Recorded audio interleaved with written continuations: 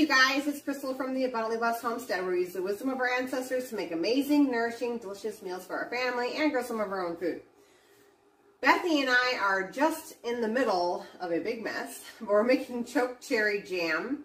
So I figured Bethany said we should turn the camera on and show everybody how to make it. So we're already in the halfway through process, but yesterday we washed and picked and sorted the berries. Yeah. It was really hot and we have to warm it up and stuff. Yep, so then it goes into a big pot, which is over here on the stove. And I simmered that for 3 hours. It is a heavy bottom pot, so I put a lid on, turned off the heat and let it sit overnight. Yeah. And even this morning it was still warm to the touch. And now we're just screening out the extra seeds and the skins. And what's falling down into the pot below is what we're going to turn into chokecherry jam. So, it also looks purple. Yeah, so.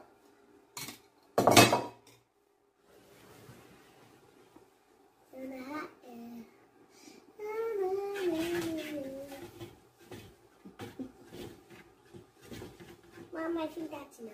Okay, so put it over there. You just put this bean on a plate. Thank you. So, right here. They've been making wax for that. Okay, put your thing back on in there so we can go. All right. We put it inside of this kind of thing. Well, it goes around, so they have to mix it around, and it has these tiny little holes. Yeah, I'm going to give you a nice scoop. What has little connector screws. Yeah, it connects right onto the pot. Yep. And so, I don't know how much we're going to get today or not, but I think we're going to get a lot. Okay, here we go. Ready? One job.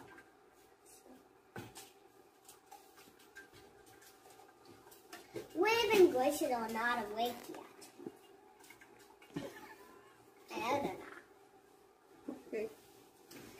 I haven't tried this before, so you guys know.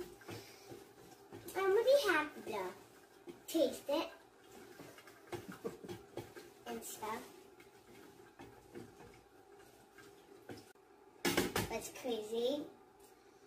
We also didn't, one of our kids had missed. Had missed? Yeah. What does that mean? I just forgot. But, I mean, have gone somewhere and got free. Yeah, but she's back now. She's on a nest. Yeah.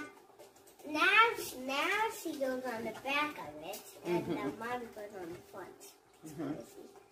Because it rained tonight, and so that's why it ought to keep coming back home. And she's all wet? Yep, and ruined up. But the other kids was not ruined up because we put them inside of a tractor. And so they'll have shelter somewhere, and sometimes the... Well, she probably didn't have shelter because her nest is probably somewhere out in the open. Yeah, So just as a mental note, this was 2 gallons of freshly picked chokecherries. And we put them into the pot, and then I put a half of a gallon of filtered water in with them. I don't know if I mentioned that in the beginning or not. Like I said, I simmered them for 3 hours, and then this is a heavy metal bottomed pot, nice and thick. So then I shut the heat off, left it on the burner, and put the lid on and let it sit all night. And now we're just straining out the seeds and the skins. And what's going down into the lower pot is going to be turned into jam.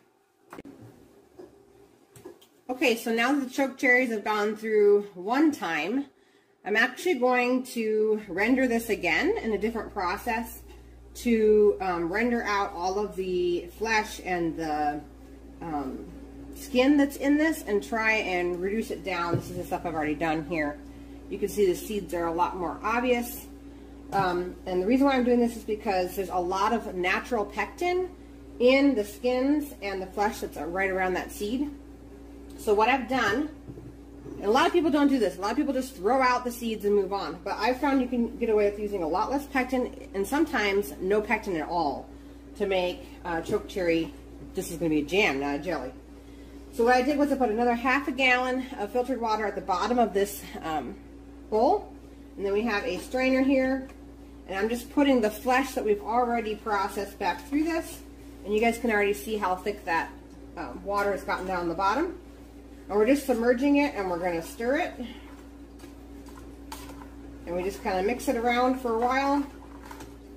And then we'll lift the colander and we will strain all the liquid out. And then this will go in my second bowl there as the stuff that's already been rendered twice, and that can go out to the chickens.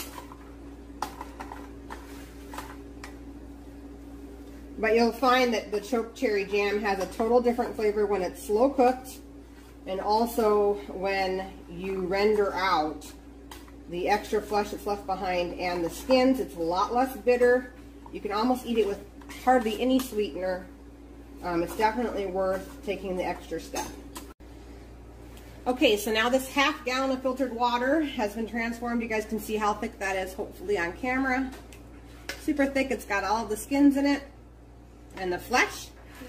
And no seeds. This is going to be added to our pot, and then we're going to get started on making the now jam, chokecherry jam. Yeah.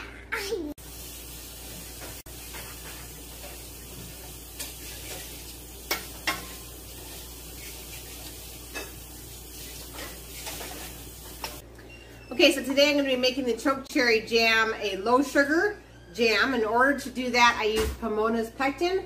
I've been using this for years. This is a great product because you can can with honey and other sweeteners, or way less sugar or no sugar at all using this product. Absolutely amazing. The box comes with all the directions inside on how to make all sorts of different jams and jellies, how to make them with low sugar, how to make them with honey, how to make them with no sugar. So it's definitely a good product to check out. Azure Standard sells this on their website, either by the box, or you can buy it in a 1 pound bulk bag, which if you make a lot of jams and jellies, you might want to invest in that. Today, however, I am almost out of honey, so I'm going to be using organic cane sugar instead. But just to give you an example, this recipe for 32 cups of chokecherry fruit normally call for 32 cups of sugar. But instead today, because I'm using Pomona's, I only have to use 6 cups of sugar, so that's a great deal. The next thing I wanted to say is today I'm going to be using my superb canning lids. If you guys missed this, I bought this through Azure Standard. If you buy a whole case, it gets the price down to about $2.50 per box. I love these. They seal better. They have more rubber on the seal. Also, they are thicker. If you look at these two products side by side, you can already tell the boxes are thicker, and it's not because this one has extra space in it. The canning lids are packed exactly the same in both boxes. It's just that the superb lid is actually thicker than the standard canning lids you can buy in the store. Also, these are not supposed to rust. They have a 5-layer anti-corrosion protection, which is amazing. They're a little bit heavier than a typical canning lid. You can feel it in your hands. Also, these make a louder popping noise when they seal, which I enjoy because you can hear your jars popping from a whole nother room. They're just a really, really good product, so please check them out. They're American-made, great company. Azure Standard has them the cheapest I have found, but if you find these lids somewhere cheaper, please put it down in the comments. The next little announcement I wanted to make was that Azure Standard has just finished making their canning jars available. They are the best canning jars on the market because they're the only canning jar on the market that has tested their canning jars to 100-degree heat shock. No other canning jar can say that it can withstand that without shattering. So, amazing product. I also love that you can buy just the jars minus the lids and the rings for a cheaper price. Or if you need those lids and the rings, go ahead and pay the bigger price, but it's still a competitive price with other similar canning jars on the market. I love that because my whole pantry is full of rings from purchasing jars from over the years. I don't need any more rings. So I'll take the discount and just take the jars. So go over to azurestandard.com and check that out. If you've never ordered from Azure Standard, my link is down below. Check it out, okay? Go stock up on the lids and the jars and get to canning. So I've added, follow the directions that came in the packet of information on how to make the calcium water. And I'm going to take all the ingredients times 8, or pretty close to times 8, because, like I said, I'm not going to be fully dependent on this pectin to thicken it up. So, what we would need is 16 teaspoons.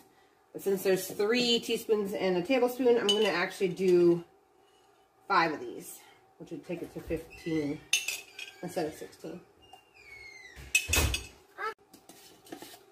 It is important to note that the extra calcium water can go into my fridge. So here we have 3 cups of sugar.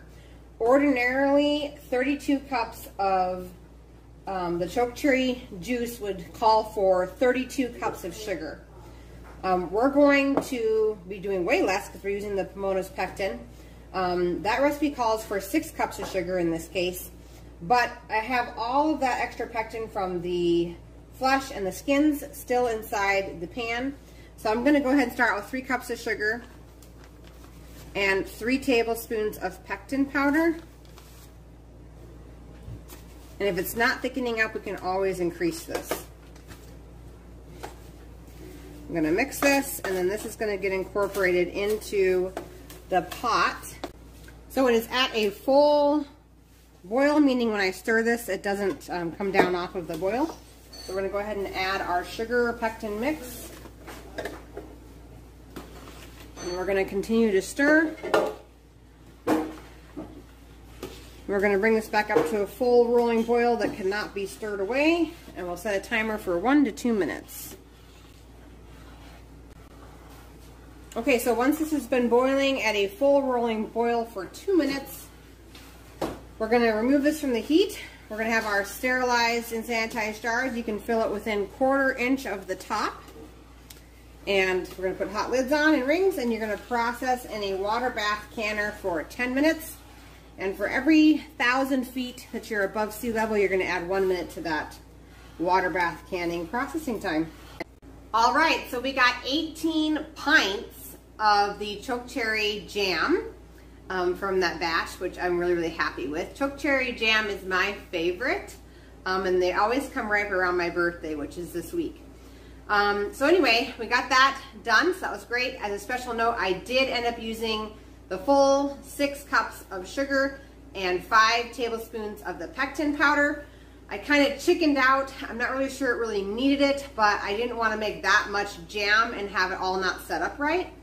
A special note about Pomona's, by the way, is that you have to let it completely cool all the way before you make a judgment call as to whether or not it's going to set up, because I've had jams sit a few hours and they're still not set up, and they let it sit overnight and it's just fine. So just to make a special note, if you're using Pomona's, don't judge it right away. Let it sit a full night before you make a judgment call.